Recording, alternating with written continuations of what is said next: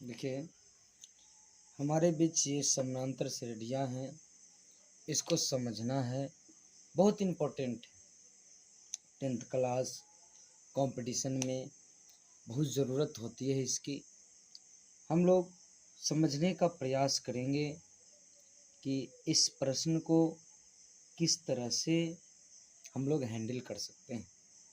सबसे पहली बात, इस समानांतर श्रेणी के अर्थ क्या होते हैं?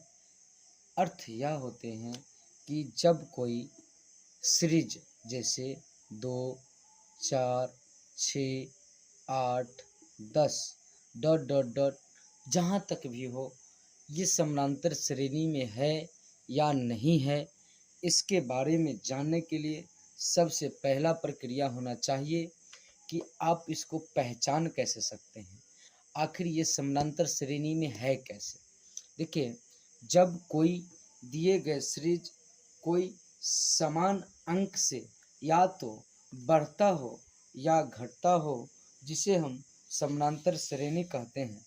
जैसे मैं अपने बीच इस क्वेश्चन को देख रहा हूँ कि ये प्रश्न जो दिया गया है, आखिर ये समानांतर श्रेणी में है या नहीं, इसके बारे में हमको जानना है।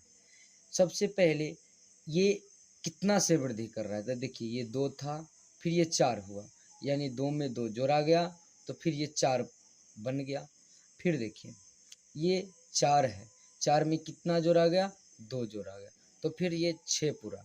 फिर ये देखिए, ये जो है 8 है, 8 है यानी कि 6 में 2 जोड़ा गया, तब जा कर के ये 8 बन गया। फिर ये 10 है, 10 है तो 8 में 2 जोड़ा गया, तब जा कर के 10 बना। इससे साफ साफ जाहिर होता है कि दिया गया प्रश्न हमारा जो है एपी में है। क्यों? क्योंकि बार बार 2 जोड़ने से ही इसका जो है श्रेणी बढ़ रहा है। हर बार हम देख रहे हैं कि 2 जोड़ने से ही इसका श्रेणी आगे की ओर बढ़ रहा है, अर्थात दिया गया जो प्रश्न है एपी में है। यानी कि हम लोग कह सकते हैं, इंग्लिश में कहा जाता है are in AP, are in AP, यानी कि दिया गया प्रश्न जो है एपी में है। अब इससे हम लोग एक और बात समझेंगे। देखिए, इस एपी को जो हम देख रहे हैं कि 2 का पहाड़ा है, 2 का 2, 2 दूनी 4, 2 तिहाई 6, 2 चौक 8, 2 पच्चे 10, 2 छक 12, 2 सत्ते 14, 2 अट्ठे 16, और इस तरह से 2 नमा 18, 2 नमा 18, 2 दहाई 20। ये देखिए, दुक्का का जो पहाड़ा है पूरा एपी में है, अर्थात हम कह सकते हैं कि इक्का से लेकर के और ये जो है 20 का तक, चाहे जो भी पहाड़ा हो, 20 के आगे इन्फिनाइट तक चाहे जो भी पहाड़ा होगा, सब एपी में होगा। क्योंकि हर पहाड़ा जो होता है एक सीक्वेंस से आगे बढ़ता है, एक मान से आगे बढ़ता है। आइए हम लोग आगे बढ़ते हैं। देखिए, हमारा ये दिया गया सीरीज एपी में है, जो कि हम ऑलरेडी जान रहे हैं। अब मैं चाहता हूँ कि क्यों ना, हम जान रहे हैं कि ये एपी में है, एपी में होने के लिए जो है इसका जो बढ़ोतरी है या घटते क्रम हो या बढ़ते क्रम, अब ये बढ़ रहा है। कभी कभी ऐसा भी होता है कि कोई प्रश्न जो है घटता भी है। जब ऐसा होगा तो हम लोग क्या करेंगे कि सबसे पहले काम ये करेंगे कि सबसे पहले ये जो दिया गया मान है, इसमें किसको क्या कहते हैं इसको समझ लेना है। जैसे ये प्रथम जो है, प्रथम फर्स्ट में जो नज़र आ रहा है, इसको प्रथम पद कहा जाता है। इसको कहा जाता है एपी में, इसको प्रथम पद कहा जाता है। उसके बाद विद्यार्थीगण देखिए, ये जो आप सेकेंड देख रहे हैं दूसरा नंबर पर, इसको कहा जाता है द्वितीय पद। द्वितीय पद जो है ये है। और इस तरह से एक सिस्टम होता है कि आखिर ये बढ़ कितना से रहा है। जितना से भी बढ़ता होगा, तो हम देख रहे हैं कि हर बार 2 से बढ़ रहा है, तो 2 से जो बढ़ रहा है ना, उसको सारवंतर कहा जाता है। सार्वंतर कहा जाता है। अब देखिए सार्वंतर बराबर होता है जब सार्वंतर निकालना होगा, यानी कितना से बढ़ रहा है, तो प्रत्येक बार 2 से बढ़ रहा है। ये 2 से 2, फिर 2 जोड़ दिए तो 4, 4 में 2 जोड़ दिए तो 6। तो ये जो सार्वंतर होता है, इसको प्राप्त करने के लिए हम लोग क्या करेंगे कि सबसे पहले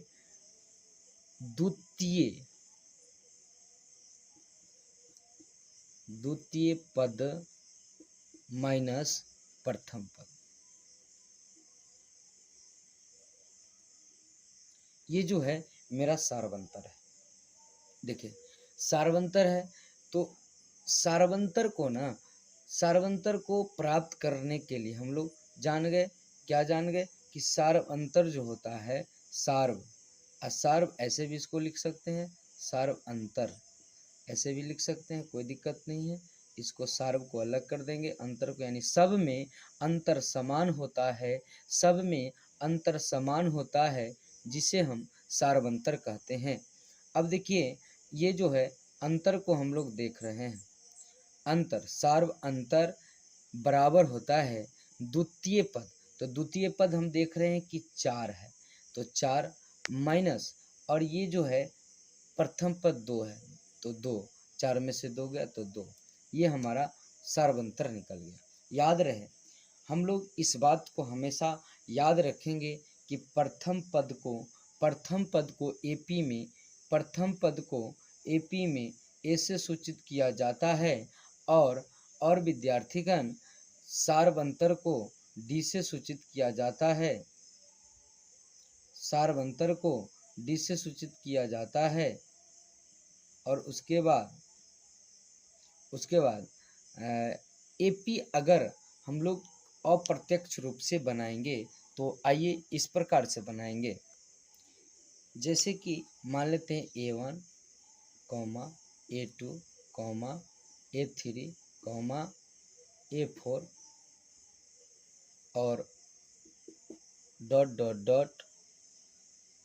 R in AP। अब देखिए इस तरह से हमारे बीच में ये दिए गए हैं कुछ अप्रत्यक्ष रूप से ABCD के रूप में, जो कि कोई गणितीय तथ्य में कोई अंक से निर्देशित नहीं किया गया है। अब इसको हम देख रहे हैं, इसको क्या करेंगे ना कि सबसे पहले हम जान रहे हैं, अभी जाने हैं कि प्रथम पद को ए से सूचित किया जाता है, तो हम लोग कहेंगे प्रथम पद यानी ए, और ए बराबर A1, कोई दिक्कत नहीं। और उसके बाद अभी तुरंत हम बोले हैं कि आप लोगों के बीच के डी जो होता है, डी बराबर होता है मतलब बाद वाला पद, ये एक है, एक बाद वाला पद माइनस फर्स्ट वाला पद यानी पहले वाला पद, तो A2 माइनस A1 होगा। हम डी को कभी भी प्राप्त करेंगे, एक बात याद रहे, अगर दी गई कोई क्वेश्चन एपी में हो 3, 6, 9, 12 ... R इन एपी में हो, अगर दी गई प्रश्न R इन एपी में हो, तो ऐसे परिस्थिति में एक बात को हमेशा ध्यान में रखेंगे कि डी को प्राप्त करने के लिए हम कहीं से भी अगर दिया गया मान एपी में होगा, तो हमेशा इस बात को ध्यान में रखना है कि डी कहीं से भी प्राप्त करेंगे तो अगला पद माइनस पिछला पद होगा। तो ये यहाँ से हम अगर डी निकाले, मान लेते हैं कि यहाँ से डी अगर निकालना चाहेंगे, तो यहाँ से जब डी निकालेंगे तो हम लोगों के बीच क्या होगा कि डी बराबर जो हो जाएगा, ये होगा 6 माइनस 3 बराबर 3। और एपी कहता है कि दिया गया अगर सीरीज एपी में होगा तो डी को प्राप्त करने के लिए अगला पद माइनस पिछला पद किया जाता है, इसलिए 12 माइनस 9 होगा। और यहाँ भी हम लोग देख रहे हैं कि हमें डी जो है 3 ही प्राप्त हुआ। आइए इस बात को हम अच्छी तरह से समझ गए कि दिया हुआ जो हमारा डी है कहीं से भी प्राप्त किया जा सकता है। अगर हमारे बीच कोई सीरीज मिला हो और उस सीरीज जैसे टूटी फूटी में हो, टूटी फूटी के मतलब देखिए एक प्रश्न को, जैसे मान लेते हैं कि यदि यदि कोई कोई एपी यदि कोई एपी दो डॉट कॉमा फिर ऐसे ऐसे बहुत सारे डॉट फिर 10, 12 डॉट डॉट डॉट इस तरह से दिया हो और कहा होगा कि बताइए डी क्या होगा, सार्वंतर ज्ञात कीजिए। ऐसे स्थिति में हम लोग एक बात को देखेंगे कि दिया गया यानी कि क्वेश्चन साफ साफ पहले से कह रहा है कि यदि कोई एपी है, एपी बस यही है कि टूटी फूटी में दे रखा है, बीच में दो लगातार है, फिर कुछ नहीं है। तो ऐसे परिस्थिति में इस बात को हम जानते हैं कि डी को अभी अभी हमने देखा कि डी को प्राप्त करने के लिए कहीं से भी प्राप्त किया जा सकता है। तो हमें यहाँ नहीं मिला, अंत में नहीं मिला, पर बीच में है। दो ऐसी संख्या है जो एपी का है जो हमें बीच में मिल रहा है। देखिए विद्यार्थीगण, जब बीच में मिल रहा हो तो हम लोग क्या करेंगे कि अगला पद में से पछला पद को घटा देंगे, तो फिर हमको डी प्राप्त होगा। तो ऐसे स्थिति में कहीं भी अगर मान दिया गया हो तो हम लोग अगला पद माइनस पछला पद कर लेंगे। तो यह हमारा जो है हो जाएगा 2, डी का मान 2 हो गया। आइए हम लोग और कुछ समझते हैं एपी में आगे की ओर। देखिए इसमें एन का बहुत बड़ा महत्व है और ए एन का भी बहुत बड़ा महत्व है। आइए समझते हैं हम लोग एन क्या है, ए एन क्या है, इसके बारे में जानते हैं। एक हम सीरीज ले रहे हैं। देखिए यदि यदि कोई एपी लिख दिया हो तो ऐसे परिस्थिति में हम लोग समझेंगे कि दिया गया मान जो होगा एपी में होगा।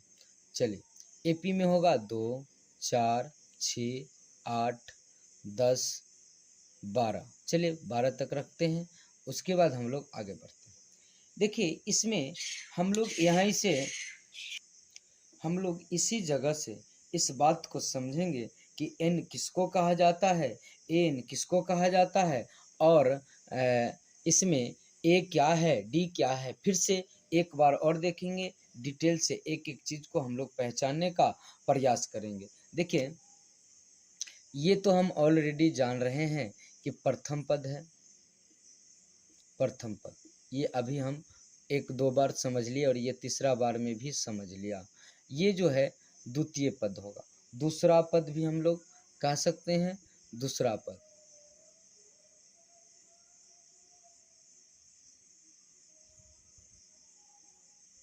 ये हुआ दूसरा पद, ये हुआ तीसरा पद।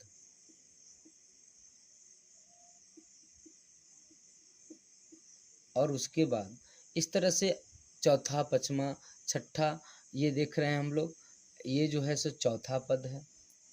ये देख रहे हैं हम लोग चौथा पद, ये देख रहे हैं पांचवा पद, पांचवा पद, और ये देख रहे हैं छठा पद। इस तरह से हम लोग ये देख रहे हैं छठा पद को।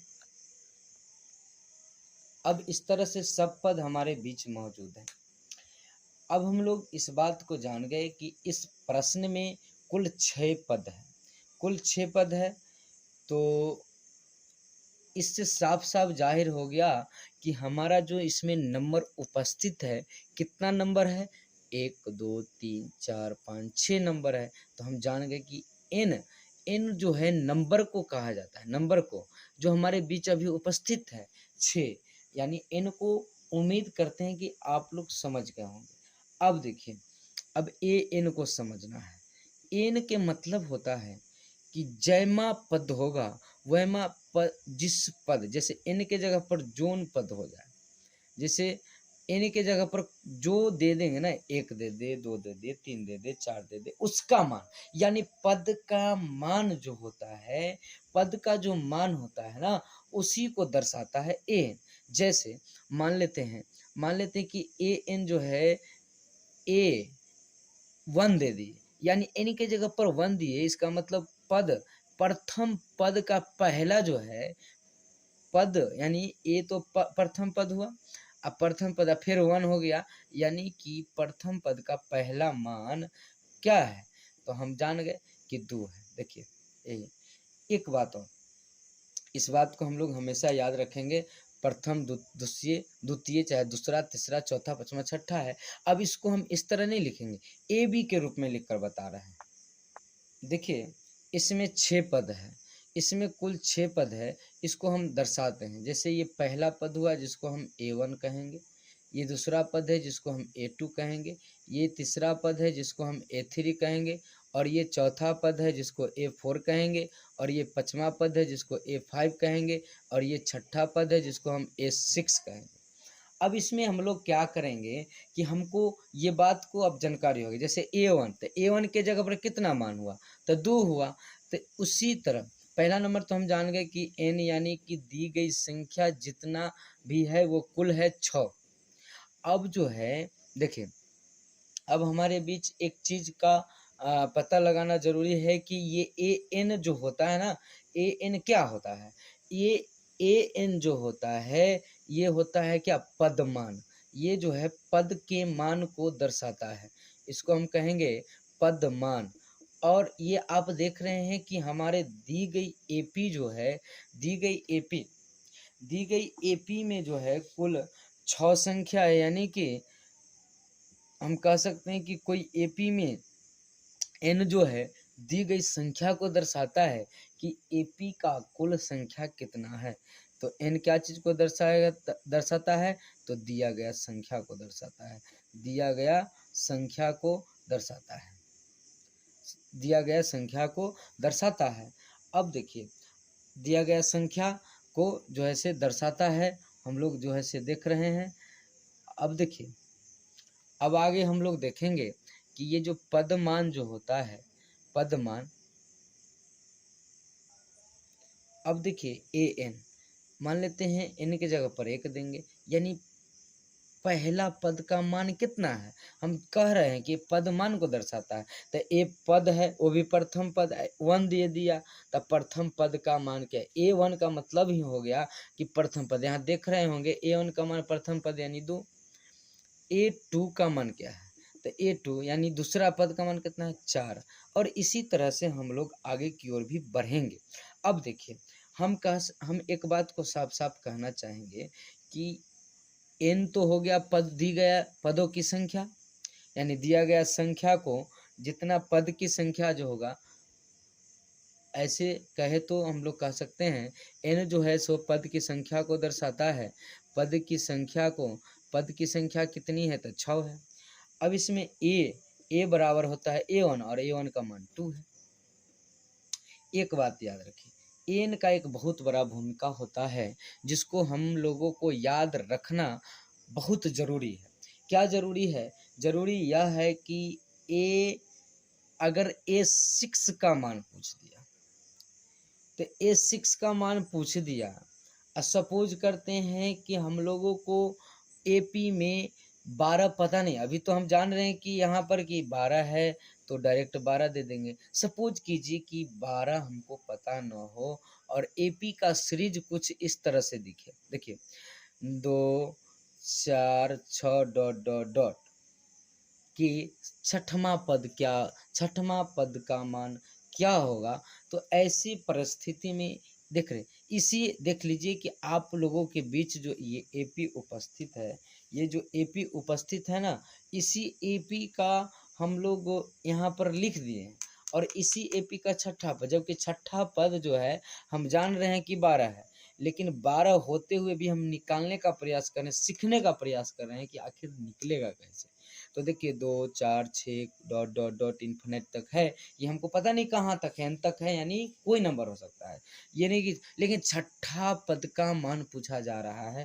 तो एक फार्मूला को हमेशा याद रखेंगे कि अगर हमको छठा पद, देखिए हम 12 जान रहे हैं, तो उसी तरह से एक फार्मूला का डेवलप हुआ समानांतर श्रेणी में कि आखिर ऐसे परिस्थिति बनेंगे तो होगा क्या।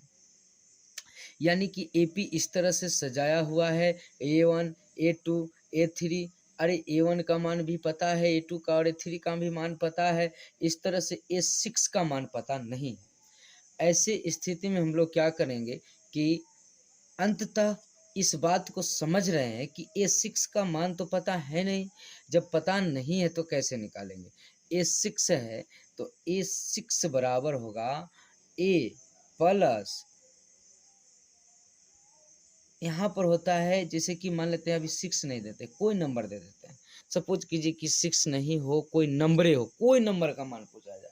कब? जब 1 2 3 1 2 3 पद दे दिया गया हो, 4 पद दे दिया और कोई नंबर का मान पूछा जाता हो, तो ऐसे परिस्थिति में हम लोग क्या करेंगे कि A प्लस, और ये जो यहाँ पर होगा ना n-1 गुने D होगा, यही होता है। अब आपको ये भली भांति पता है कि A6 का मान 12 है। चलिए, और यहाँ ई किसका मान निकला था? AN, यानी कोई नंबर। जिस तरह से अखनी 6 है उसी तरह से यहाँ पर कोई नंबर हो सकता है, तो किसका उसका मान कितना होगा? तो अभी हम जान रहे हैं कि A6 का मान जो है, A6 का मान तो हम जान रहे हैं कि 12 है। चलिए, अब इस फार्मूला से 12 आना चाहिए, तब तो हम जान जाए कि दिया गया फार्मूला सही है। चलिए आइए हम लोग देखते हैं कि A6 n के जगह पर 6 पड़ा, तो यहाँ 6 पड़ेगा। और फिर सॉरी, ये A है, A यानी प्रथम पद। अब देखिए AP में प्रथम पद A1 है, लेकिन A1 को भी हमें तुरंत बताए हैं कि प्रथम पद यानी A से ही सूचित किया जाता है, यानी कि A का मान 2 है। हम कह सकते हैं कि प्रथम पद A का जो मान है, प्रथम पद A का मान जो है सो 2 है, तो यहाँ डालेंगे 2। फिर n यानी जो यहाँ है सो यहाँ है, यानी यहाँ 6 है तो यहाँ 6 होगा, 6 - 1 अगुने D। अब D का मान पता करने के लिए हम लोग जानते हैं कि अगला पद माइनस पछला पद, यानी A2 - A1, तो A2 - A1 होगा। अब देखिए A2 का मान जो है, A2 का मान हमारे बीच कितना है? देखिए तो A2 का मान हमारे बीच है 4 और -2, तो बराबर हो जाएगा 2। यानी हम समझ गए कि हमारे बीच जो है D का मान, यानी हमारे बीच जो है D का मान जो है 2 आ गया है।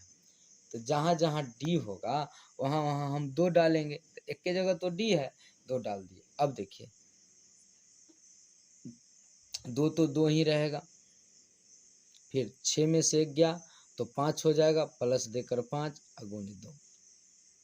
अब देखिए अब हमारे बीच ये 2, और फिर देखिए ये 2 होगा और प्लस 5 दूना 10 होगा, 10 और 2 12। देखिए जो ये है सो ये है। देखिए अब हम समझ गए ये फार्मूला, यानी कि आप लोग इस बात को हमेशा ध्यान रखें कि पद का मान प्राप्त करना होगा। उस समय जो है हम लोग एक बात को हमेशा ध्यान रखेंगे कि पद का मान प्राप्त करने के लिए AN का फार्मूला लगेगा, और ऐसा फार्मूला तब लगेगा जब A पता होगा, N पता होगा और D पता होगा। इसी के साथ आज का वीडियो हम इसी जगह स्थगित करते हैं। फिर आप मिले अगले वीडियो में। RMC क्लासेस आप लोगों को बहुत बहुत धन्यवाद करता है। जय हिंद, जय भारत।